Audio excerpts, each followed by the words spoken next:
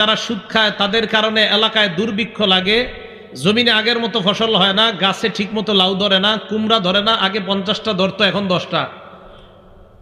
টিনের ঘরের চালের উপরে আগে সিম হইতো সুন্দর, এখন আর আগের মতো হয় না। সুদখোরের কারণে বাচ্চা মায়ের বুকের দুধ পায় না। সুদখোর, আপনি জবাব দেন ওই বাচ্চার কি অপরাধ আপনার কারণে সে রিজিক থেকে বঞ্চিত হয়? ওই বাচ্চারে তখন লেকটুজেন 1, 2, 3 কিনে খাওয়াইতে হয়।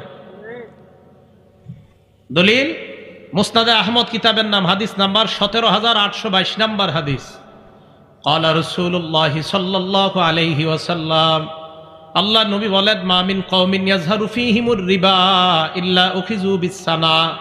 কোন এলাকার মধ্যে যখন সুদের কারবার বেড়ে যায়, ওই এলাকায় দুর্ভিক্ষ লেগে যায়, ফসল আগের মতো হয় না, লাউ আগের মতো হবে না, কুমড়া আগের মতো হবে না, গরু আগের মতো দুধ দেয় না। আগে মাসে 30 কেজি দুধ পাইতেন, এখন মাসে 10 কেজিও দুধ পাওয়া যায় না। কেন? এলাকায় সুদের কারবার বেড়ে গেলে মানুষের অন্যান্য যেই ফসলে আল্লাহ বরকত দিত, যেই বরকত আল্লাহ দিত, তো তুমি তো সুদের মাধ্যমে তোমার টাকা বাড়াইতেছো, তাই ওই জায়গার বরকত আল্লাহ কমাবে। এই হাদিসটা শেষ হয় নাই, বাকি অংশটা কমুনি এই হাদিসের। এই অংশটা সুদের সাথে সম্পর্ক না, এরপরে বইলা ফেলি। কি বলেন? আমা মিন কওমিন ইয়াজহারু ফীহিমুর রিশা, যে এলাকায় ঘুষের কারবার বেড়ে যায়। কিসের কারবার?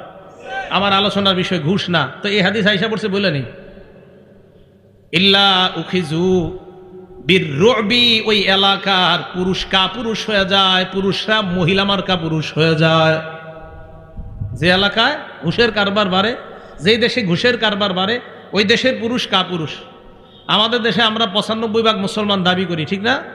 আরে কয় না?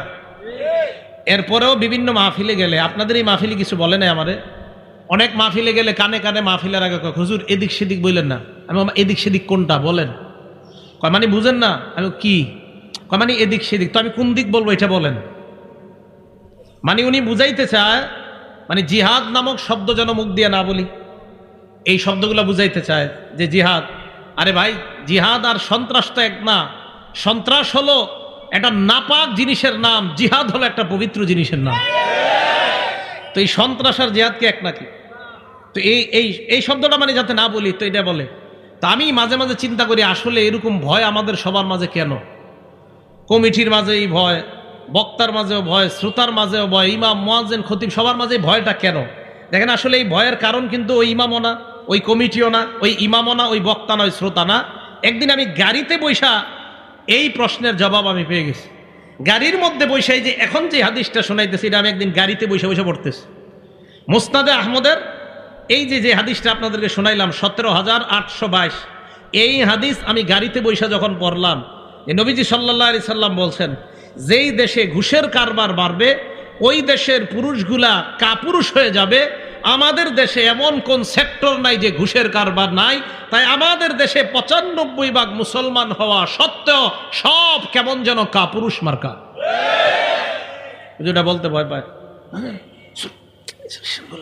এটা ভয়। তো এটা মানে আমারও দোষ না, ওনার দোষ না, কারো দোষ না, ওই ঘুষখোরদের দোষ। এই এলাকায় ঘুষ হয় কেমনে জানেন? গরু বাজারে গরু কিনতে যান, তাই একজন আপনার কানে কানে এসে বলবে বাজেট কত, তা আপনি বলবেন 60,000। কোনটা?